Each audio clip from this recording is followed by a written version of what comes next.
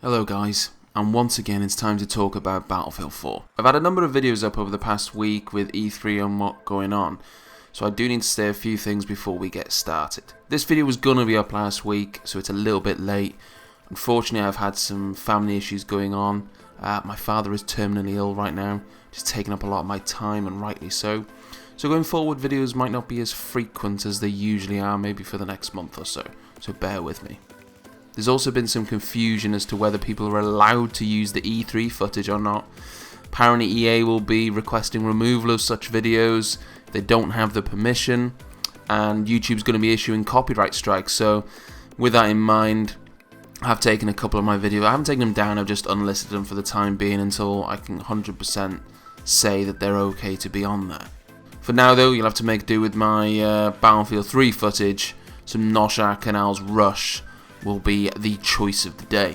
Now this video will probably be quite lengthy, as I'm going to attempt to cover everything I possibly can about Battlefield 4, including skimming over some of the stuff I've already covered and some new things to make one huge comprehensive video about what we know so far.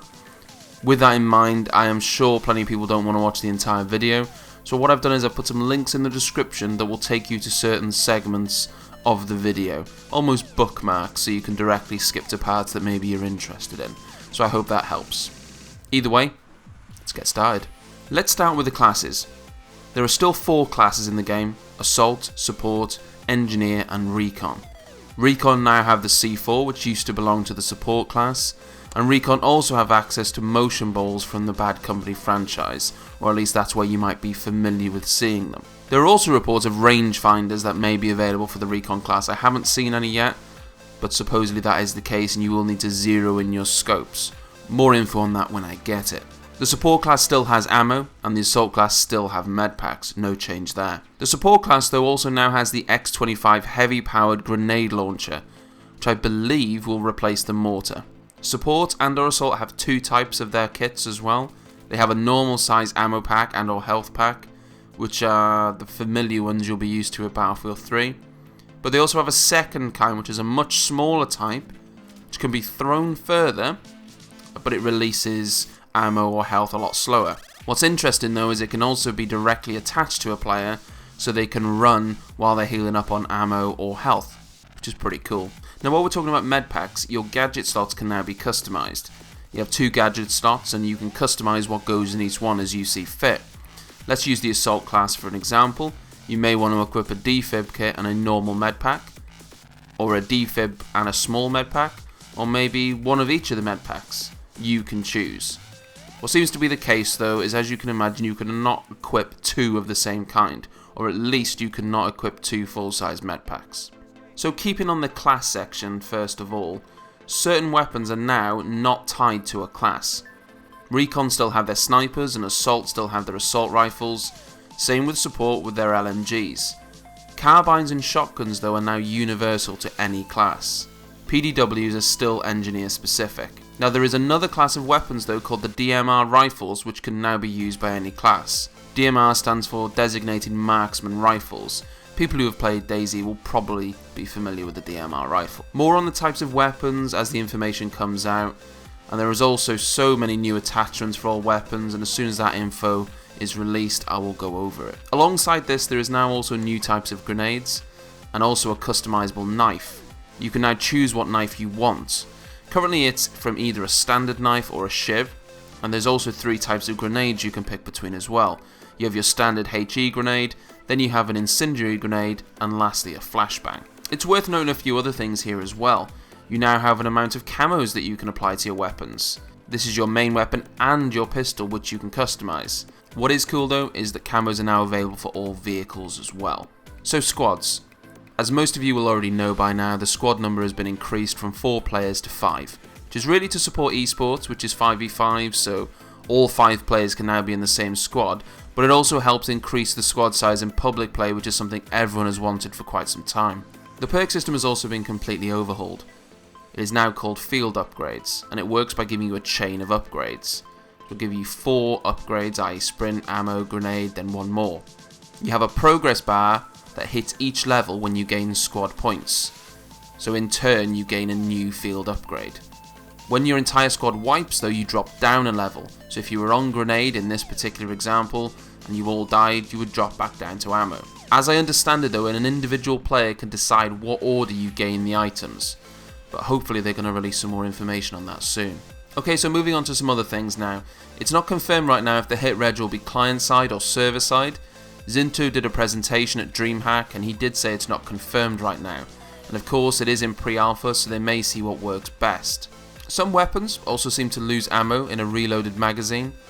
So if you have say 25 bullets left in a mag and you reload, you would then lose those 25 bullets. From what other people have said though, and what I've seen on the footage, it seems as though this isn't for every gun right now. It's certainly not for pistols, and they may be trying to decide what's best before making a final decision. Remember, so much could change between now and release. Spectator mode and Commander mode have now both been confirmed, and they are both awesome. I won't go into too much detail here because it's already quite a long video, and I've done videos on both, so if you want to find out more about Spectator and Commander, check out the links below for my videos on them. So far, no battle recorder has been confirmed. One of the biggest features of the new game is listed as Levolution, which is essentially a feature that defines the changing of the battlefield. In the Seas of Shanghai demonstration, the biggest example that can be used of course is the skyscraper coming down, which is not a scripted event. It's done individually by the teams if they choose to do so. There are also plenty of smaller examples, if you like, that are just as cool, like blowing up fire extinguishers to plume some smoke, maybe to cover yourself, being able to open and shut shop shutters, cutting off the power to the skyscraper elevator, and so on. And this is a theme that's going to go across all of the maps. There's going to be these individual things that you're going to be able to do to change the experience. Suppression is still in the game, but it is slightly changed. For now, it seems that the brunt of suppression is actually now on LMGs and sniper rifles, and the rest of the weapons have very little effect, or at least a reduced effect. Also, the suppression seems to be a lot more visual than before and less about messing up your aim. What they said on the stream was though that suppression is a lot more about distance as well, so close quarters it won't have as much of an effect anymore, which is a great thing. Battlefield is also introducing a peek lean system.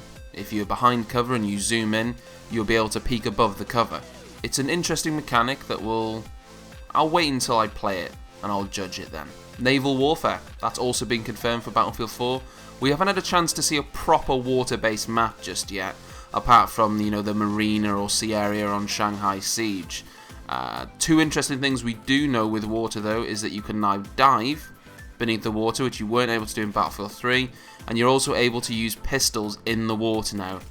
So no more fapping around when you see an enemy in front of you in the water and you're both racing for the ladder. Battle packs are new for Battlefield 4 as well.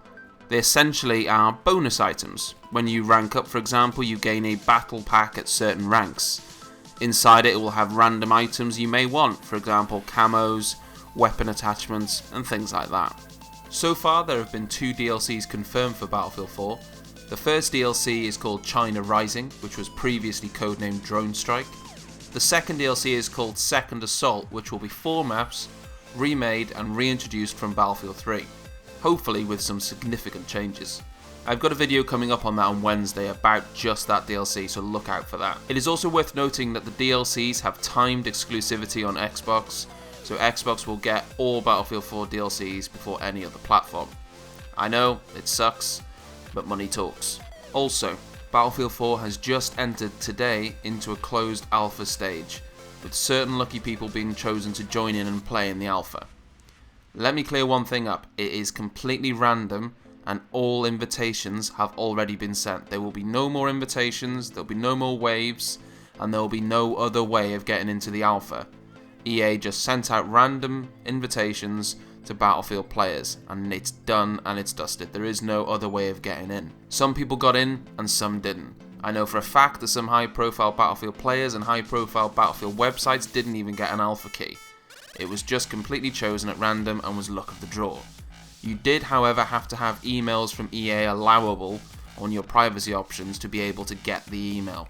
The alpha will have an NDA or non-disclosure agreement, so no one will be allowed to post any images, screenshots or information from the alpha test without suffering the consequences. It'll run for 2 weeks and it's only available at around 6 PM to 12 PM UK time each evening. Spotting is still in the game, but now the animation takes the player's hand off a weapon to do it. and instead sort of puts his hand out in front of him, may mean there is a delay before you're able to shoot again. Battlefield 4 will be released on current gen consoles, which will have 24 players, not including the extra players for commanders. It will run at 30 FPS at 720p. It will of course also be on next gen consoles running at 1080p, 60 FPS with 64 players. And lastly of course it will also be released on PC. And that is it guys. I'm sure there's some things I have missed. If so, I'll put them in the comments, or if there's anything you guys think I've missed, put them in the comments below. I really hope the video has been enjoyable and informative. If it has, please like and subscribe, it really does help. And as always guys, I'll catch you on the next one.